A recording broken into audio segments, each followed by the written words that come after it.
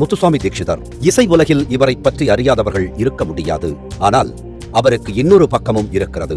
ஆம், அவர் ஒரு மகான் என்பதை பலரும் அறிந்திருக்கவில்லை. கர்நாடக இசை மும்மூர்த்திகளில் ஒருவராக கொண்டாடப்படும் முத்துசாமி அவர்கள் திருவாரூரைச் சேர்ந்த ராமசாமி சுப்புலட்சுமி அம்மாள் தம்பதிக்கு 1776ஆம் ஆண்டு பங்குனி மாதம் 24ஆம் தேதி பிறந்தார்.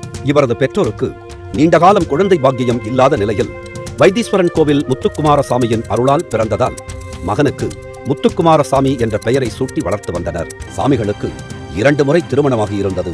தனது 59ஆம் வயதில் தனக்கான நேரம் வந்துவிட்டதை அறிந்தார். முன்னதாக அவரது 2 மனைவிகளும் காலம் சென்றிருந்தார்கள்.